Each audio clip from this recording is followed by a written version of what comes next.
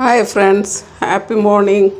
Good morning. எல்லாம் எப்படி இருக்கீங்க? இது ஆல் டு ஆல் சேனல்லேருந்து பேசுகிறேன். பாருங்கள், நான் இப்போ ஒரு பேன் வச்சுருக்கேன். கொஞ்சம் எண்ணெய் ஊற்றிருக்கேன். சீரகமும் கடுகுளுத்த பருப்பும் போட்டிருக்கேன். இது ஒரு கேபேஜ் ஃப்ரைட் ரைஸ், முட்டைக்கோஸு fried rice for tiffin box. நம்மளுக்கு திடீர்னு செய்கிறதுக்கு இது ரொம்ப ஈஸியாக இருக்கும். வாங்க இப்போ எப்படி செய்கிறதுன்னு பார்க்கலாம். பாருங்கள் ஃப்ரெண்ட்ஸ், இப்போ நம்மளுடைய கடுகு சீரகம் எல்லாமே பொரிஞ்சிடுச்சு. இப்போ இதில் நம்ம சாப் பண்ணி வச்சுருக்க வெங்காயமும் 2 பச்சை மிளகாவும் பெருசாக கீறி வச்சுருக்கேன். இதை போட்டுடலாம். இப்போ இதோட 2 கருவேப்பிலை போட்டுக்கிறேன். இது லஞ்ச் பாக்ஸுக்கு நல்லாயிருக்கும். நம்மளுக்கும் வீட்டில் இருக்கும்போது இந்த வெயிலுக்கு ஸ்டவ் கிட்ட நிற்கிறது கஷ்டமாக இருந்தாக்கா இப்படி சிம்பிளாக செஞ்சுக்கலாம். நெக்ஸ்ட்டு இதெல்லாம் ஹெல்த்தியும் கூட. பிள்ளைங்க தனியாக முட்டைக்கோஸு எல்லாம் செஞ்சு கொடுக்கும்போது சாப்பிட மாட்டாங்க. இப்படி ஒரு வெரைட்டி ரைஸாக கொடுக்கும்போது அவங்க சாப்பிட்டுடுவாங்க. பாருங்கள், கேபேஜை கொஞ்சம் நல்லா பொடியாக கட் பண்ணிவிட்டு அதையும் இதில் போட்டுடுறேன். கொஞ்சம் அப்படியே வதக்கி கொடுத்துக்கலாம். பாருங்கள் ஃப்ரெண்ட்ஸ், நம்ம கேபேஜு கொஞ்சம் நல்லாவே வெந்து வந்துடுச்சு. இப்போ கொஞ்சம் நம்ம உப்பு போட்டுக்கலாம். உங்களுக்கு இது இப்படியே ஒயிட்டாக வேணும்னாக்கா இப்படியே வச்சுக்கலாம். இல்லை கொஞ்சம் பிள்ளைங்களுக்கு எல்லோயிஷ் பிடிக்கும்னாக்கா கொஞ்சம் மஞ்சள்தூள் போட்டுக்கலாம். இதுக்கு தேவையான அளவுக்கு உப்பு போட்டுக்கோங்க.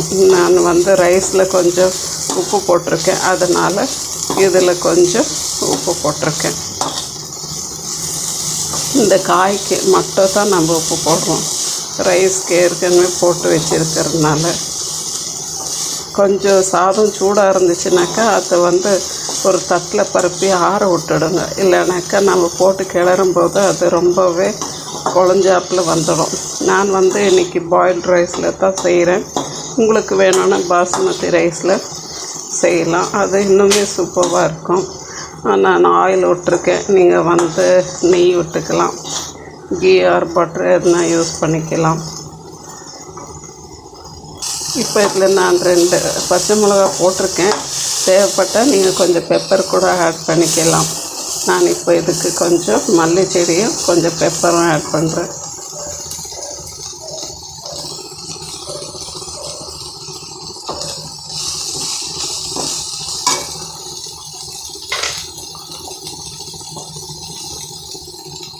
ஒரு 1/2 ஸ்பூன் பெப்பர் போட்டுக்கிட்டேன்.